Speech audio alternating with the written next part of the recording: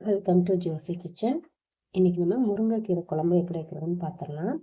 எங்கள் வீட்டில் பார்த்திங்கன்னா பொரியலாக வச்சா பிள்ளைங்க சாப்பிடவே மாட்டாங்க. ஆனால் இந்த அப்படியே தேங்காய் அரைச்சி ஊற்றி கொஞ்சம் சீரகம் மிளகாயும் நம்ம போட்டு அரைச்சி ஊற்றி அப்படி செலவுக்குள்ள மாதிரி கொஞ்சம் வச்சோம்னா பிள்ளைங்க அந்த கீரையோடு அப்படியே நல்லா சாப்பிட்டுப்பாங்க.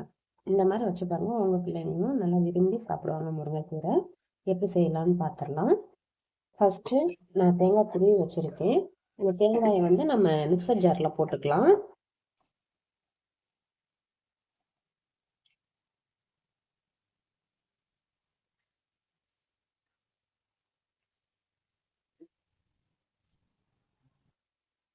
அது கூடவே ஜீரகம் ஒரு அரை ஸ்பூன், மிளகு ஒரு அரை ஸ்பூன் போட்டுக்கலாம். மஞ்சப்பொடி ஒரு லைட்டாக கொஞ்சமாக, மிளகாத்தூள் வந்து ஒரு ஸ்பூன் போட்டுக்கலாம். ஏன்னா மிளகு வேறு போட்டுக்கணும், அதனால் ஒரு ஸ்பூன் போதும்.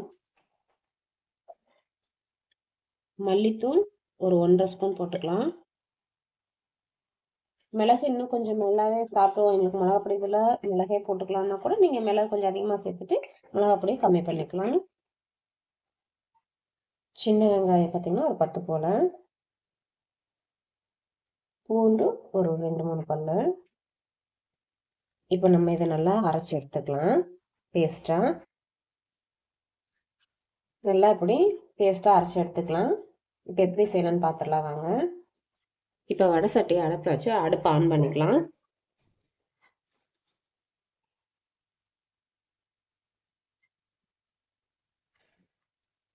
அரைச்ச மசாலா வந்து அப்படியே இதில் ஊற்றிடுங்க. நம்ம எதுவுமே தாளிப்பெல்லாம் போட வேண்டாம். இந்த குழம்புக்கு தாளிப்பு போட்டிங்கன்னா நல்லா இருக்காது. நல்லா இப்படி போட்டு மசாலா அரைச்சி ஊற்றிருந்தா போட்டுக்கலாம். தேவையான அளவு தண்ணி ஊற்றிக்கலாம்.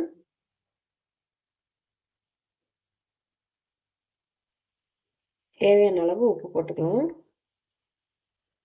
கொஞ்சம் தண்ணியாகவே வச்சுக்கலாம். கொஞ்சம் நல்லாவே இங்கே பாருங்கள், இவ்வளோ தண்ணியாகவே வச்சுக்கோங்க. அப்போ தான் அது கொதிச்சு நம்ம கொஞ்சம் கொதிச்ச உடனே நம்ம கீரை போட்டு அந்த கீரை வேகிறதுக்கும் அப்போ நமக்கு கொஞ்சமாவது கொஞ்சம் திக்காக கிடைக்கும். நீங்கள் வைக்கும் போது ரொம்ப திக்காக வச்சுட்டிங்கன்னா நம்ம கீரை போட்ட உடனே ரொம்ப கூட்டு மாதிரி ஆகிடும். இல்லை கூட்டு மாதிரி வேணும்னா நீங்கள் அப்படி கூட வச்சுக்கலாம். குழம்பு மாதிரி வேணும் அப்படின்னா இப்படி தண்ணி மாதிரி வச்சுக்கிட்டிங்கன்னா தான் அந்த கீரையெல்லாம் போட்டு நமக்கு வெந்து வரும்போது கரெக்டாக இருக்கும். இப்போ அதை அப்படியே கொஞ்சம் கொதிக்கட்டும். பாருங்க, கொதிக்க ஆரம்பிச்சிருச்சு. இப்போ வந்து நம்ம கழுவி வாஷ் பண்ணி வச்சிருக்கோம் இல்லைங்க கீரையை, இந்த கீரை முருங்கைக்கீரையை இப்படியே அதில் போட்டுடலாம்.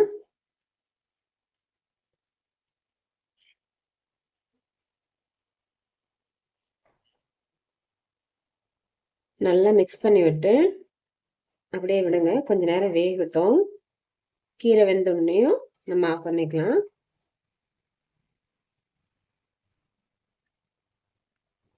நம்ம ஹெல்த்தி அண்ட் டேஸ்டியான முருங்கைக்கீரை குழம்பு ரெடி.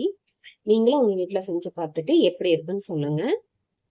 நம்ம சேனல் பிடிச்சிருந்தா லைக் பண்ணுங்கள், ஷேர் பண்ணுங்கள், மறக்காமல் சப்ஸ்கிரைப் பண்ணுங்கள்.